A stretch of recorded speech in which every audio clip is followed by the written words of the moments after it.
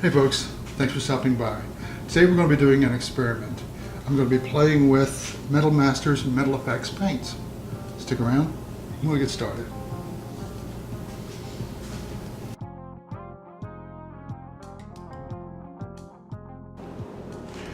So in preparation for today's experiment, I grabbed a few little pieces that I've got. A small little dish, a test goblet that I'd made a couple of years ago, and then a little weed pot. If you read the instructions for this, it says that you want to prime all of the pieces at least 12 hours in advance. So that's what I did yesterday. Primed all these with, I want to say, almost 2 coats. Looks like a few spots that are still a little bit thin, but that shouldn't make a big difference. But I also applied it with a sponge so that there are no brush marks. This is like tool marks on this one. So it doesn't give away the illusion that this could possibly be metal.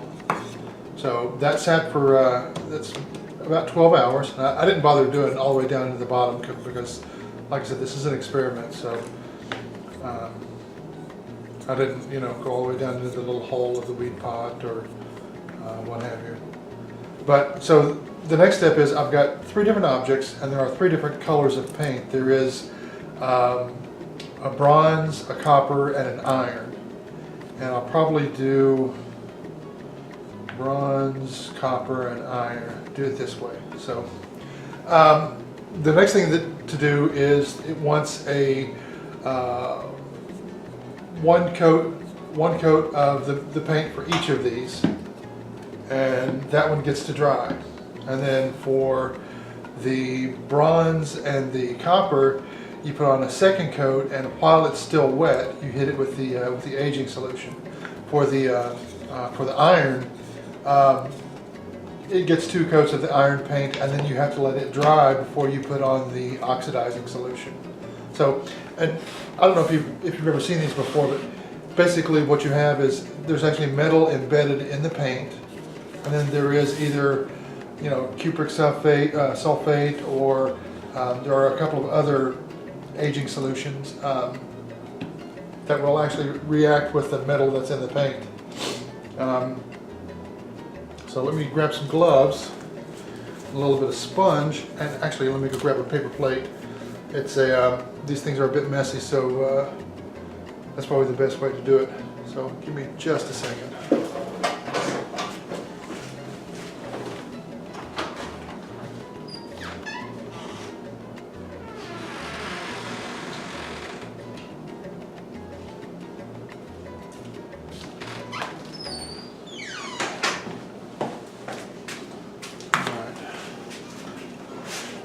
Let me glove up.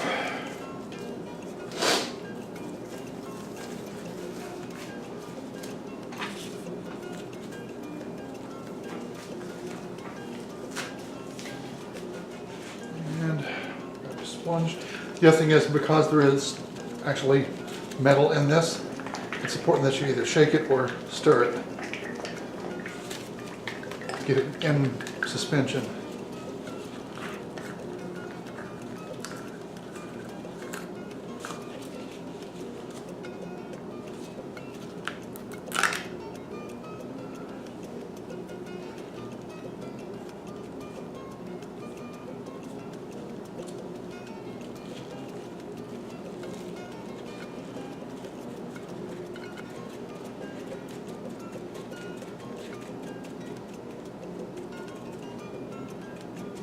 So once 2 coats, it's rather thin.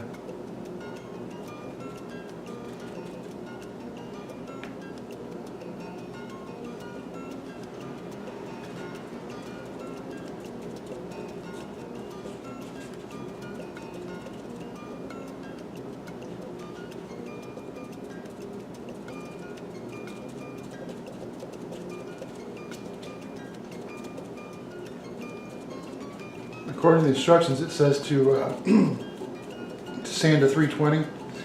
I actually didn't bother because I'm actually looking for a little bit of texture on this. I made sure that nothing jumped out and said wood as far as the outside, but I think the idea of some texture on this wouldn't be a bad thing. The only downside I can see to it is that the actual patination will occur not in the places that it normally would. So if I had beads in this weed pot, and if it were a metal pot, the patina would develop in the cracks down in the very bottom. But if you polished it, you know, the outer surface would actually be bronze. Unfortunately, you can't duplicate that effect with this paint because it's just the opposite. The deep down in the grooves would be copper, and then, or bronze in this case, and then the outer surface would be the patina. At least I can't think of a way to duplicate that effect. Maybe someone smarter than me will comment down below and explain how to do it.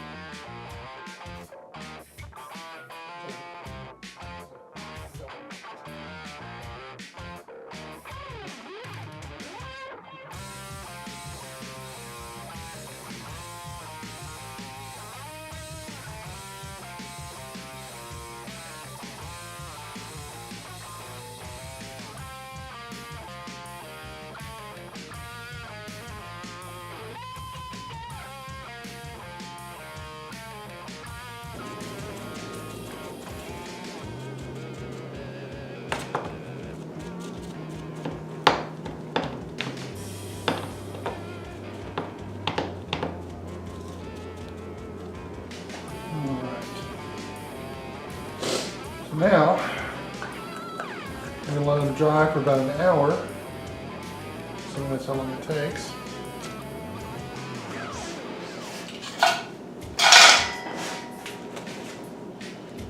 And then I will be back. So they've had a chance to dry, and I think they're ready to go. The directions say to spray on the aging solution.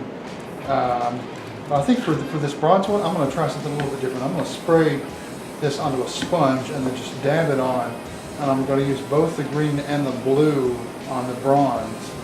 And on the copper, I'll use the green. And then on the rust, I'll just spray. So for this one for copper, and for the iron, I'll just spray. But I want to try sponging it on with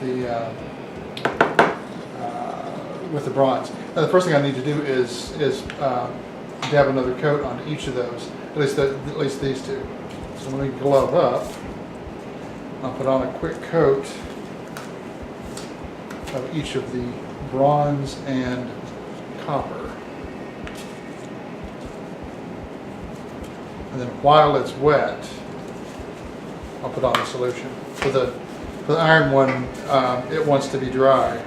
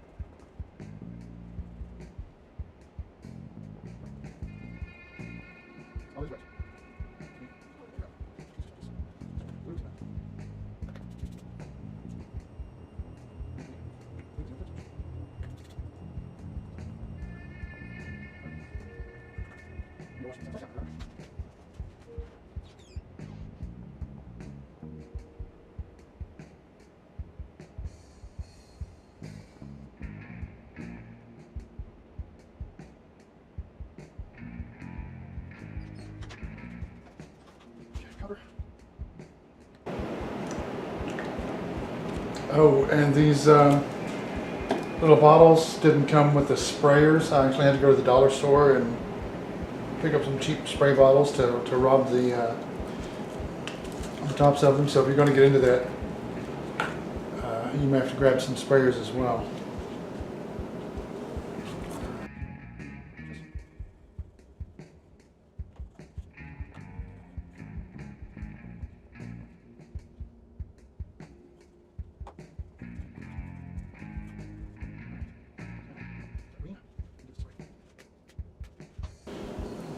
Now for the iron paint, you don't have to refresh and add another. You don't want it wet. It's actually you put the activator on dry. Let me spray this one.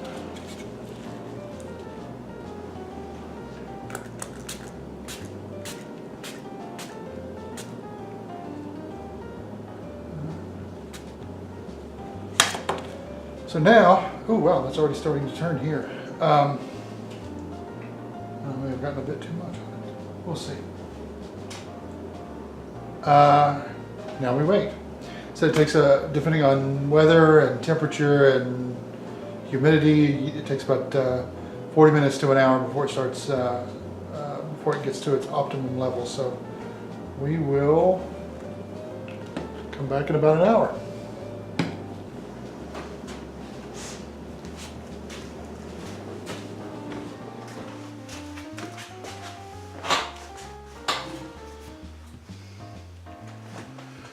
So it's actually been a couple of hours since I did these. I kind of got busy doing other things, and frankly I forgot about it. I came back and it looks pretty good. I can obviously tell there's some places that I missed.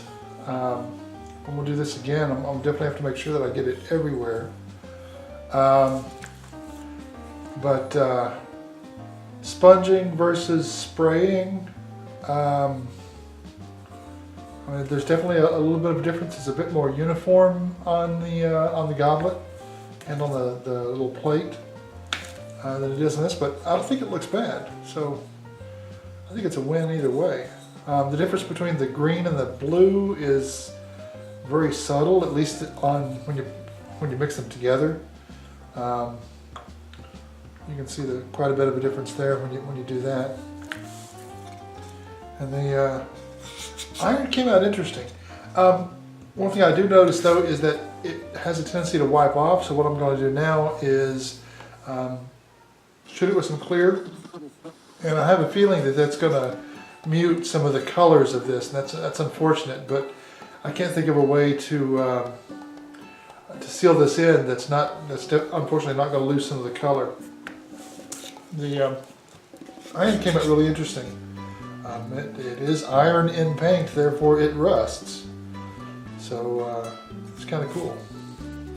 So let me put a coat of clear on it, and I will be back in a minute.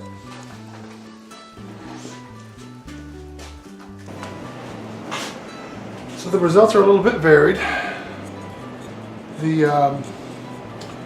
think the copper, the clear coat actually enhanced it a bit. It makes it look more like real aged copper. It's not quite so stark. Kind of the same with the brass and the blue. I think that actually looks more realistic.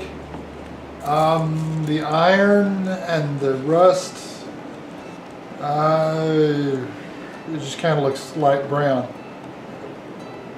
So if I ever use if I ever do the iron again, I'll definitely know not to put a clear over top of it, and just be sure not to touch it too much, because it does rub off.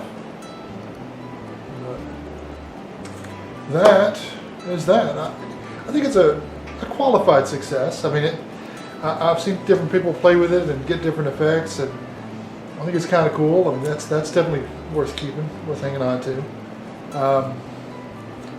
definitely worth using on a future project, but who knows, it's fun. So thanks for sticking with me. If it's your first time here, please be sure to hit subscribe,